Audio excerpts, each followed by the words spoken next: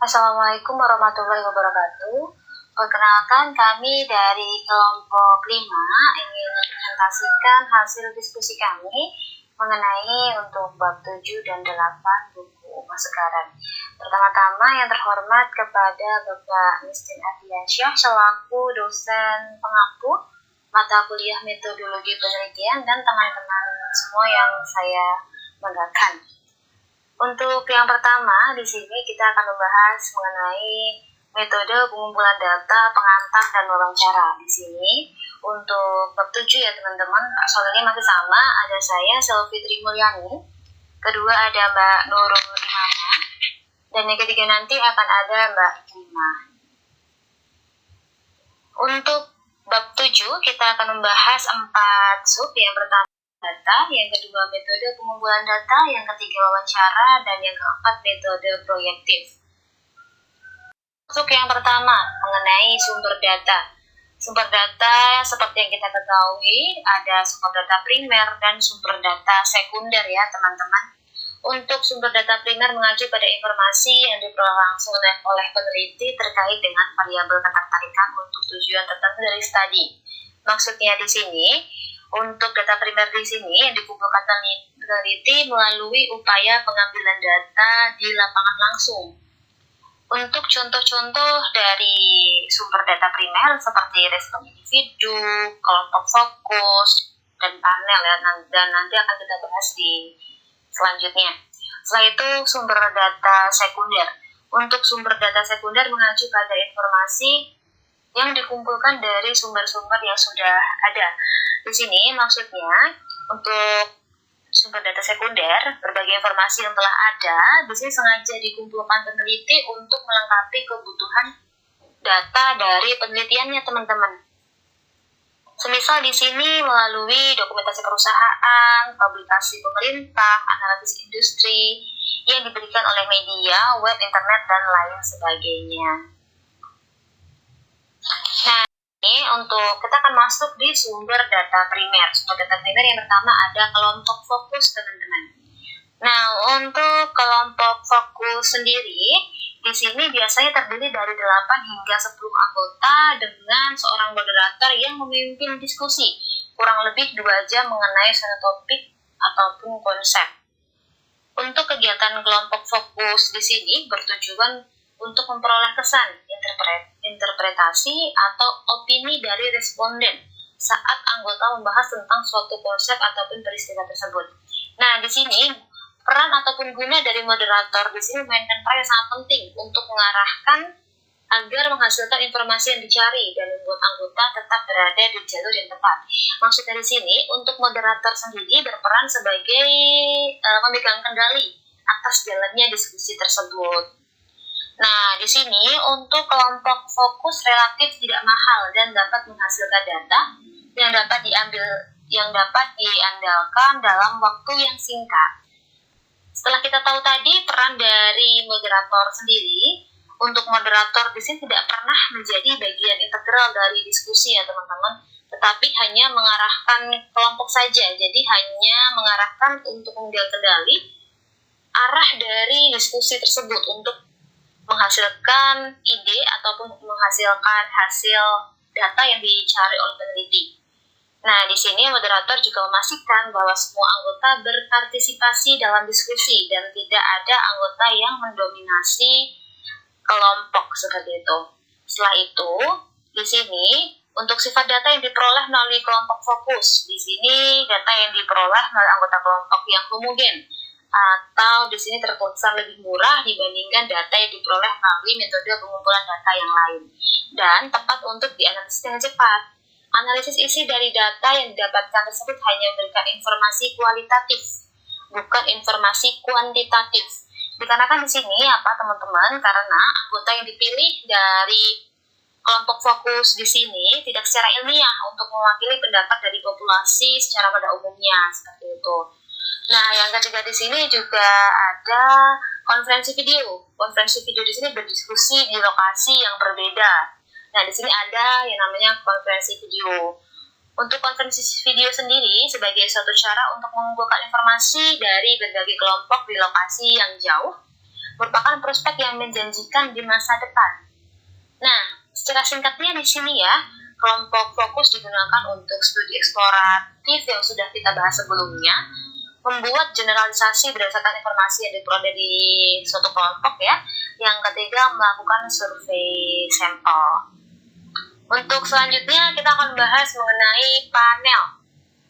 Panel di sini merupakan sumber informasi utama untuk tujuan penelitian. Nah, sementara tadi untuk kelompok fokus bertemu untuk satu kali pertemuan kelompok. Untuk di panel di sini bertemu lebih dari satu kali. Nah, untuk panel sendiri, individu yang dipilih di sini secara acak sebagai anggota panel untuk studi penelitian. Maksud dari panel di sini, teman-teman, jenis penelitian yang dilaksanakan dalam waktu yang berlainan, namun tetap menggunakan sampel yang sama atau biasa yang kita sebut data panel. Untuk studi yang melakukannya namanya studi panel, seperti itu. Untuk panel lain yang digunakan dalam penelitian pemasaran, contohnya National Process Dairy Panel, National Pemilihan Panel, dan Consumer Milk Panel. Setelah itu kita akan bahas tentang selanjutnya ya teman-teman ya, untuk teknik panel statis dan panel dinamis. Untuk panel statis di sini, maksudnya anggota yang sama berada dalam panel tersebut selama periode yang lebih lama, seperti itu. Nah, untuk panel dinamis di sini sebaliknya, anggota panel berubah dari waktu ke waktu ketika berbagai fase studi dilakukan. Ada kelebihan dan kekurangan masing-masing dari panel statis dan panel dinamis. Untuk kelebihan utama dari panel statis, sebelumnya panel ini memberikan pengukuran yang baik dan sensitif dari perubahan yang terjadi di antara dua titik. Maksudnya di sini, alternatif yang lebih baik dibandingkan dengan menggunakan dua kelompok berbeda pada dua waktu yang berbeda. Namun sayangnya panel statis itu ada kekurangannya, teman-teman. Kekurangannya di sini, anggota panel dapat menjadi sangat peka terhadap perubahan sebagai hasil dari wawancara, sehingga opini mereka mungkin tidak mewakili apa yang orang lain yakini dalam populasi tersebut. Nah, untuk kelebihan dari panel dinamis di sini merupakan kebalikan dan dari kekurangan dan kelebihan dari panel statis. Selanjutnya kita membahas teknik Delphi. Teknik Delphi di sini ataupun Delphi teknik merupakan peramalan yang menggunakan panel para ahli yang dipilih secara teliti dengan cara sistematis dan interaktif. Maksudnya di sini untuk teknik Delphi, metode forecasting ya yang digunakan untuk meramalkan kemungkinan yang akan terjadi di masa depan dengan menggunakan pandangan dan kesepakatan dari sekelompok ahli dari bidang berbagai bidang kerja, seperti itu. Nah, tekniknya di sini untuk teknik Delphi, pada tulisan pertama, para ahli diminta untuk menjawab serangkaian pertanyaan dari penelitinya, seperti itu ya. Kemudian, dari pertanyaan tersebut akan dikumpulkan, dirangkum, ditanggapi dalam bentuk kuesioner kedua. Setelah ada hasil dari kuesioner kedua, para ahli mempertimbangkan persoalan yang sama sekali lagi, seperti itu. Nah, menilai pendapat dari para ahli yang lainnya juga, seperti itu teman-teman ya. Dan untuk pada saat di teknik Delphi sendiri, identitas dari para partisipan biasanya tidak diungkapkan, bahkan hingga penyelesaian laporan akhirnya. Karena apa? Untuk mencegah beberapa ahli yang mendominasi yang lain, membuat para ahli untuk secara yakin menyatakan pendapat mereka dan mendorong mereka untuk mengakui kesalahan jika ada, dengan memperbaiki penilaian sebelumnya. Seperti itu. Untuk teknik Delphi biasanya digunakan untuk peramalan bisnis jangka panjang, teman-teman. Setelah itu, di sini ada sumber data yang ketiga ya, ada ukuran umum atau ukuran jejak biasanya kita sebut ya. Biasanya di sini sumber primer yang tidak melibatkan orang-orang. Contohnya di sini seperti ini. Perusahaan jurnal-jurnal di perpustakaan yang memberikan indikasi yang baik terhadap kepopuleran jurnal tersebut. Misal, sering digunakan, sering dibuka, sering dibaca, seperti itu. Tadi kita sudah membahas mengenai sumber data ya. Selanjutnya kita akan membahas metode pengumpulan data, teman-teman. Nah, untuk metode pengumpulan data di sini merupakan bagian integral dari desain penelitian seperti yang ditunjukkan pada bagian sebelumnya. yang pernah kita jelaskan di sini teman-teman. Nah, ada kelebihan dan kekurangannya masing-masing dari metode pengumpulan data. Yang pertama, di sini wawancara untuk metode pengumpulan data. Wawancara ini untuk percakapan, nanti akan dijelaskan di next. Setelah itu ada observasi yang akan dijelaskan selanjutnya. Yang selanjutnya di sini ada kuesioner ya.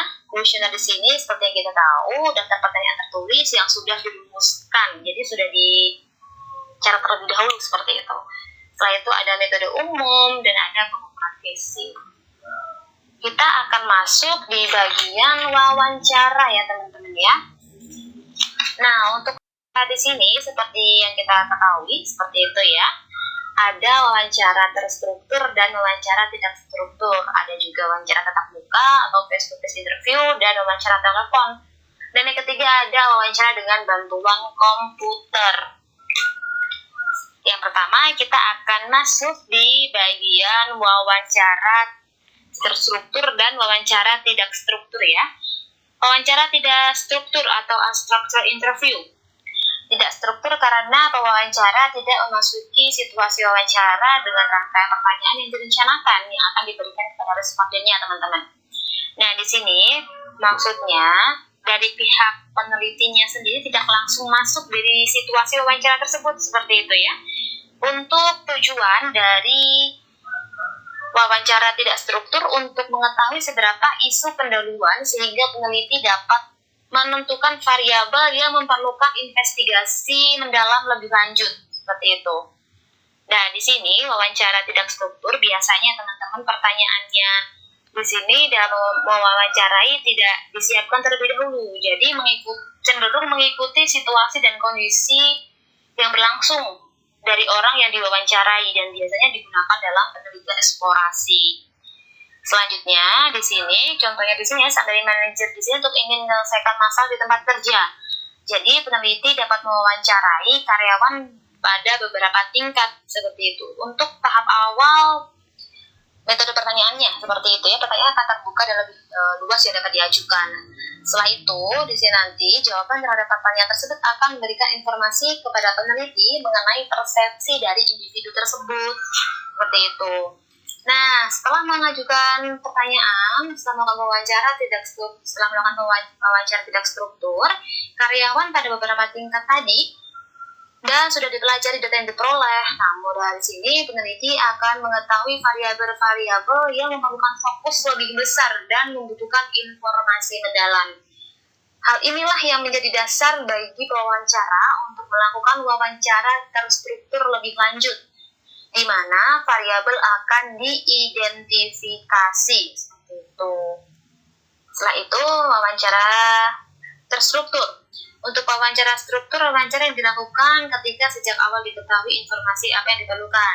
Nah, kebalikan dari wawancara tidak struktur, biasanya wawancara terstruktur di sini untuk daftar pertanyaannya sudah direncanakan teman-teman. Nah, di sini biasanya untuk studi deskriptif ya untuk wawancara terstruktur. Nah, di sini pertanyaan dari wawancara terstruktur di sini biasanya sama untuk diajukan kepada semua responden dengan cara yang sama juga.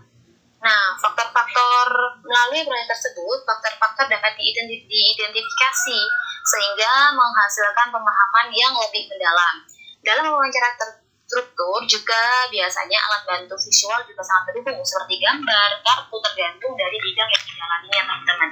Setelah beberapa wawancara terstruktur dilakukan dan diperoleh cukup informasi untuk memahami serta menjelaskan faktor-faktor individu yang ada di dalam situasi tersebut, peneliti akan menghentikan wawancaranya. Kemudian, seperti biasanya yang kita ketahui, kemudian informasi tersebut akan ditabulasi dan data dianalisis. Hal ini membuat peneliti untuk dapat menyelesaikan penelitiannya. Seperti itu. Nah, untuk di sini, selanjutnya teman-teman ya, untuk wawancara. Wawancara di sini untuk tinjauan wawancara tidak terstruktur. Tujuannya utamanya wawancara tidak struktur adalah menyelidiki dan mengenai faktor yang pada situasi setelah menghasilkan identifikasi beberapa faktor, kemudian ditindaklanjuti lebih jauh selama wawancara terstruktur. Jadi maksudnya pada saat sudah kita menyelesaikan wawancara tidak struktur di sini menjadi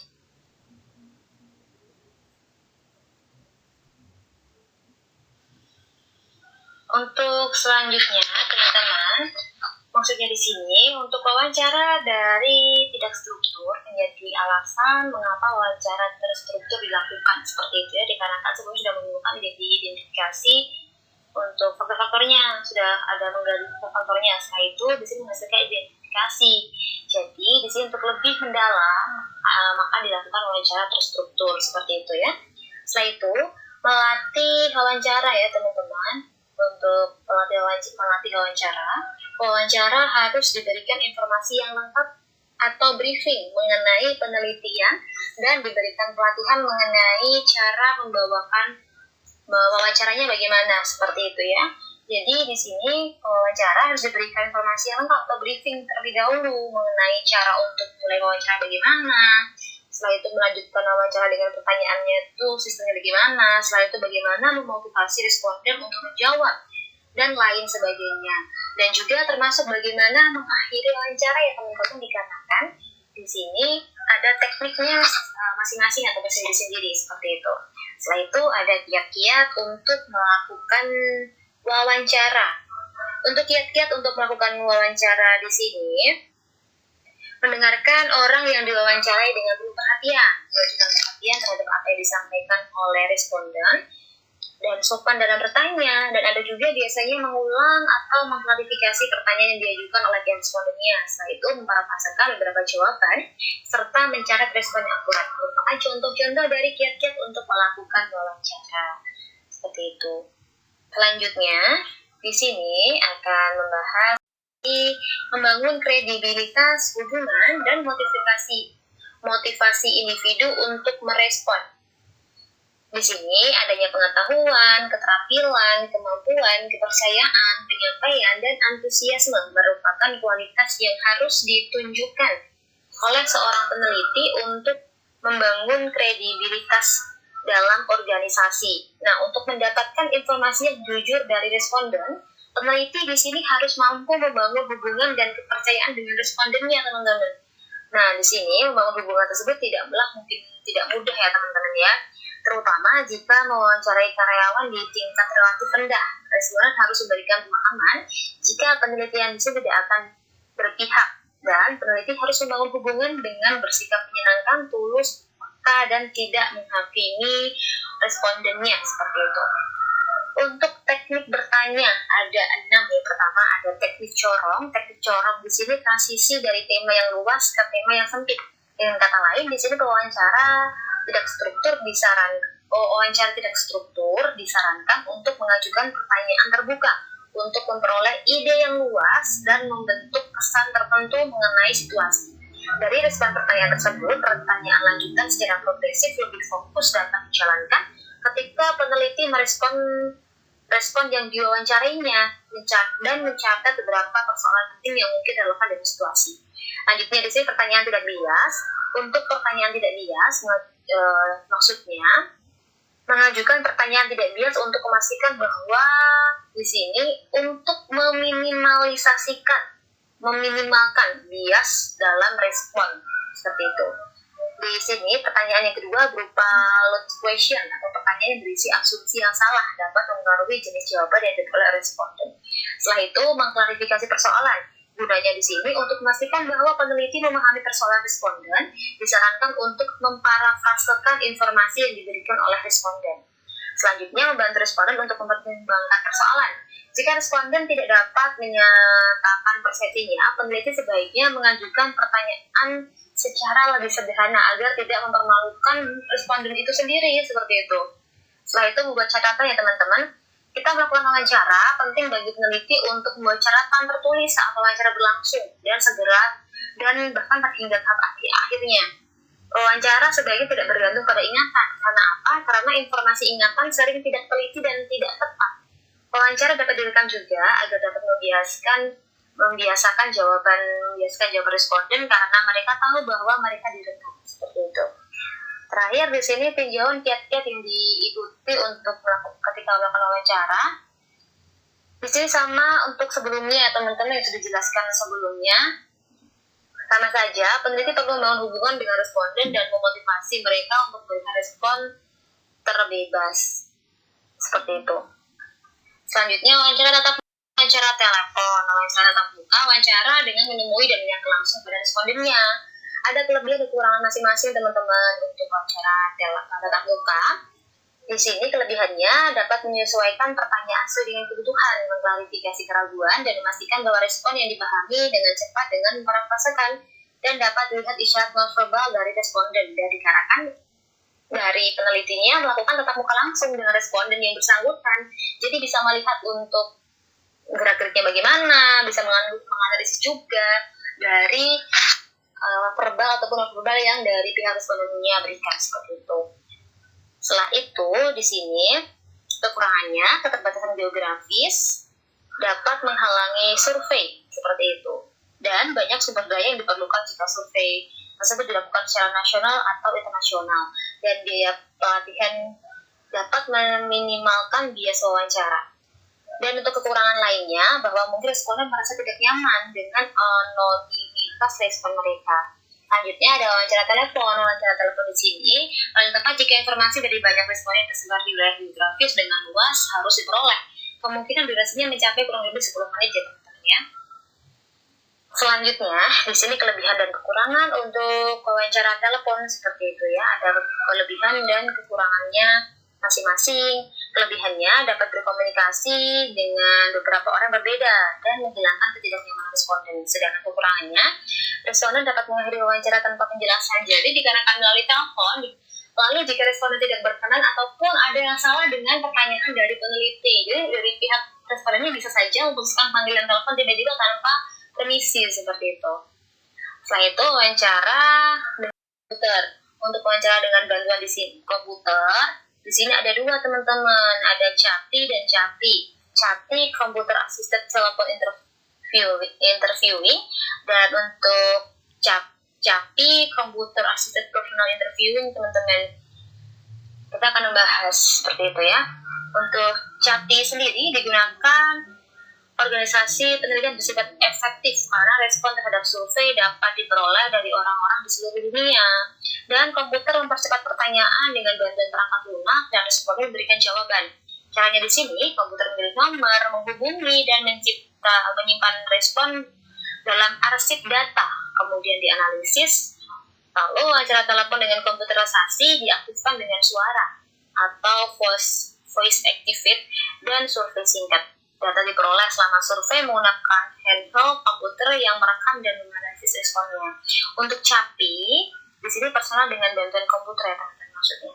CHAPI di sini membutuhkan investasi besar dalam perangkat keras dan lunak karena memiliki kelebihan dalam hal dapat dilakukan sendiri oleh respondennya, yaitu menggunakan komputer mereka sendiri untuk menjalankan program setelah mendapatkan perangkat lunak dan memasukkan respon mereka, sehingga mengurangi kesalahan dalam merekam.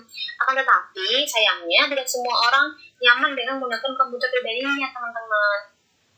Setelah itu, kelebihan paket perangkat lunak ataupun paket aplikasi, komputer sangat memudahkan pekerjaan wawancara. Ini otomatis dapat dilakukan dengan program khusus terbagi menjadi dua. Pertama, pembuatan indexing, respon spesifik digunakan dengan cara tertentu.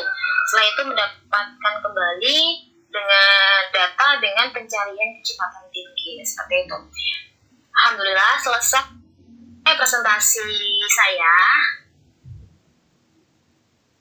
Baik, saya akan melanjutkan penjelasan tentang metode proyektif, di mana adanya ini dilakukan jika saja para peneliti tidak menemukan jawaban dari responden melalui insan. Maka dengan adanya penelitian motivasional atau bisa disebut dengan motivational research, yang mana penelitinya itu seorang profesional terlatih bisa menerapkan berbagai teknik penyelidikan yang mana ini berbeda untuk mengungkapkan ide-ide dan pemikiran responden yang sudah telah diubah. Namun lazimnya sebagaimana kita ketahui, untuk mengetahuinya itu biasanya menggunakan asosiasi kata, ada penyelesaian kalimat, tematik apperception test yang bisa disingkat dengan TAT, dan uji Imblot atau Imblot test, di Dimana yang pertama ini tekniknya itu teknik asosiasi kata atau bisa disebut dengan word association techniques. Teknik ini biasanya seperti meminta responden dengan cepat mengasosiasikan sebuah kata. Contohnya nih, bilang pekerjaan. Nah, secara spontan itu maka hal pertama yang muncul itu di pikiran mereka seringnya itu digunakan untuk mendapatkan sikap dan perasaan yang sebenarnya. Kemudian teknik yang kedua ada tentang tematik perception test atau bisa disingkat dengan TAT. Itu teknik ini biasanya itu untuk meminta responden merangkai cerita di sekitar gambar yang ditunjukkan. Nah, seperti beberapa pola kebutuhan dan karakteristik kepribadian dari responden dapat ditelusuri dengan menggunakan tes tersebut. Dan yang terakhir itu uji Inkblot atau Inkblot test, dimana ujinya itu bentuk penelitian motivasional lainnya menggunakan noda tinta atau Inkblot pola. Inkblot berwarna yang diinterpretasikan oleh responden yang menjelaskan apa yang mereka lihat dalam beragam pola dan warna tersebut. Dan penting juga untuk kita ketahui bahwasanya saat ini dalam penelitian itu teknik TAT dan tes Inkblot itu sudah jarang digunakan. Semuanya itu sudah beralih kepada tes penyelesaian kalimat dan tes asosiasi kata.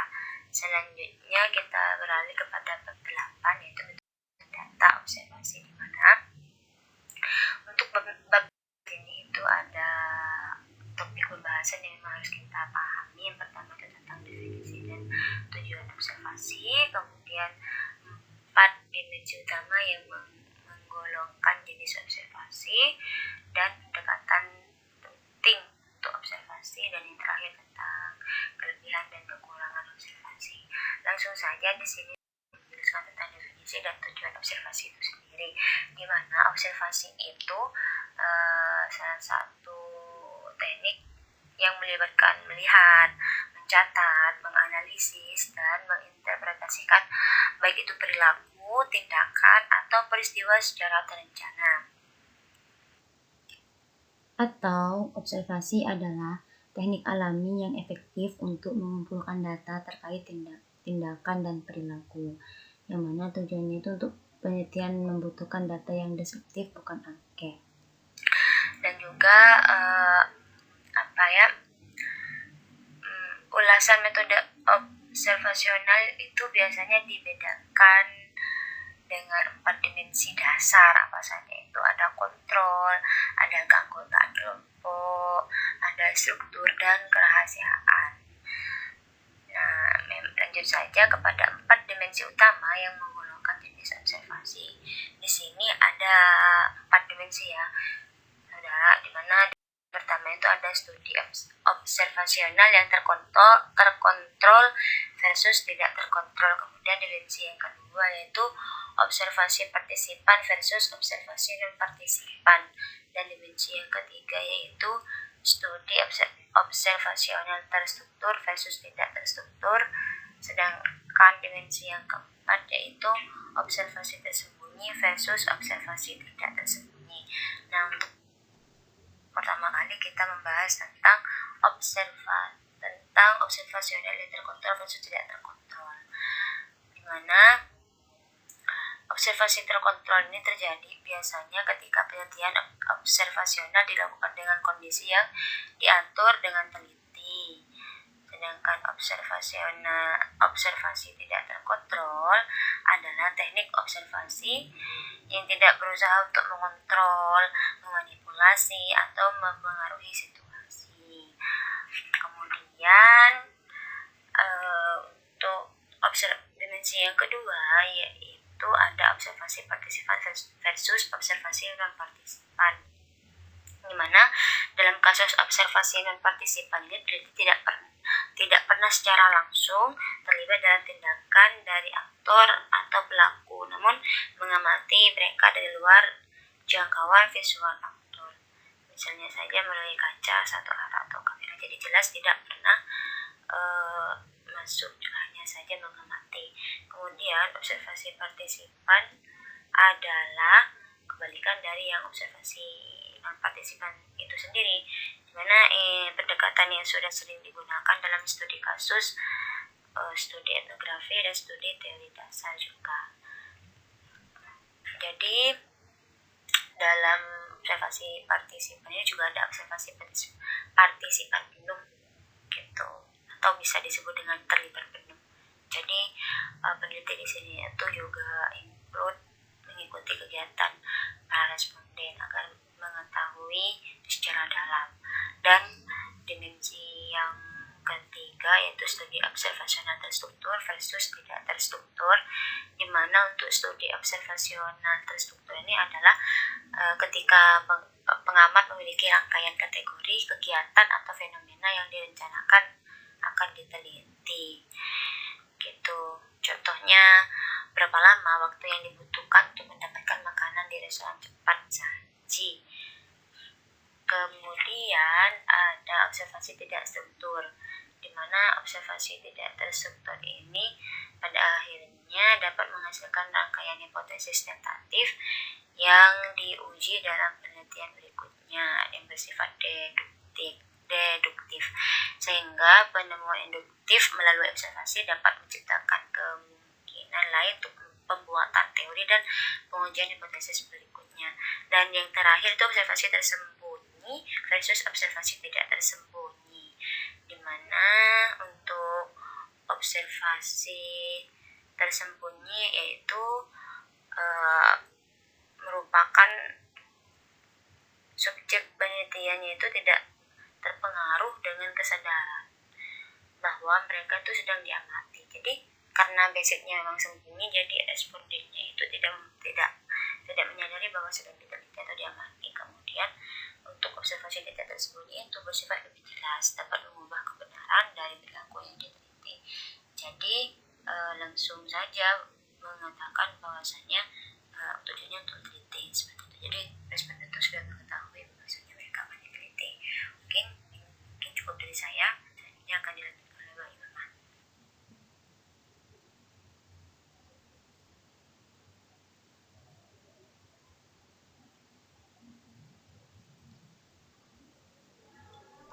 Bismillahirrahmanirrahim. Terima kasih kepada Saudari Iklima atas waktunya. Di sini saya akan menerangkan tentang slide kedua, yaitu menjelaskan tentang dua pendekatan penting untuk observasi. Jadi ada dua pendekatan yang dilakukan dalam observasi. Yang pertama adalah observasi partisipan dan yang kedua adalah observasi terstruktur. Nah, observasi partisipan di sini adalah peneliti mengumpulkan data dengan berpartisipasi langsung dalam kehidupan sehari-hari dari kelompok atau organisasi yang diteliti. Jadi peneliti terjun langsung kepada objek atau individu atau kelompok atau organisasi yang akan dia teliti. Dalam melakukan partisipasi ini, dalam melakukan observasi partisipan ini, peneliti bisa menyembunyikan identitasnya, tidak harus mengungkapkan bahwa dirinya adalah peneliti. Jadi peneliti bisa menyembunyikan identitasnya bahwa dia adalah seorang pengamat. Dia berusaha untuk berperilaku senatural mungkin dan berusaha untuk menjadi anggota atau membaur agar terlihat seperti dia seolah-olah menjadi bagian dari kelompok atau organisasi yang sedang dia teliti tersebut. Sedangkan observasi terstruktur di sini adalah observasi yang dilakukan oleh peneliti dengan cara melihat fenomena yang ditentukan sebelumnya. Memang sudah terstruktur apa saja, langkah-langkah apa saja yang akan dilakukan oleh peneliti dalam melakukan observasi. Dan observasi terstruktur ini lebih terfokus pada sifat. Jadi observasi terstruktur ini fokusnya lebih kepada sesuatu yang bersifat seperti bagaimana perilaku objek yang diteliti, tindakannya, kemudian interaksi atau kejadian-kejadian yang akan dia teliti. Jadi mengamati saja seperti itu. Kemudian di sini ada kelebihan dan kekurangan observasi. Tentunya kita tahu bahwa dalam setiap metode penelitian akan ada kekurangan maupun kelebihannya masing-masing. Begitu juga dengan observasi. Observasi di sini ada kelebihan dan ada kekurangannya sendiri. Yang pertama yang akan kita bahas adalah kelebihan observasi. Jadi kelebihan utama dari observasi di sini adalah bersifat langsung. Nah, jadi dari hasil observasi kita bisa langsung mendapatkan data yang kita inginkan. Tidak seperti wawancara dan kuesioner. Jika wawancara dan kuesioner kan kita dapat menghasilkan informasinya secara verbal. Nah, sedangkan dari observasi kita tidak perlu mengumpulkan data dengan mengajukan pertanyaan kepada objek yang kita teliti. Cukup dengan kita menganalisis, kita mengamati, kemudian mencatat, dan kita dapat mengimpresentasikan tentang objek yang sedang kita teliti. Kemudian kelebihan observasi selanjutnya adalah memungkinkan untuk mengamati kelompok individu tertentu. Misalkan kelompok anak kecil ya. Anak kecil yang tentunya kita tahu bahwa sulit untuk mendapatkan data valid soal anak kecil. Soalnya anak kecil kan ada yang tidak tahu bicara kan, misalkan balita yang ingin kita teliti. Nah, kita bisa menggunakan metode observasi ini untuk mengamati kelompok individu anak kecil seperti itu. Misalkan mainan apa yang anak kecil sukai. Nah, kita bisa mengamati, kita bisa melakukan observasi, langsung mengamati bagaimana sih perilaku anak kecil, apa sih mainan yang dia suka.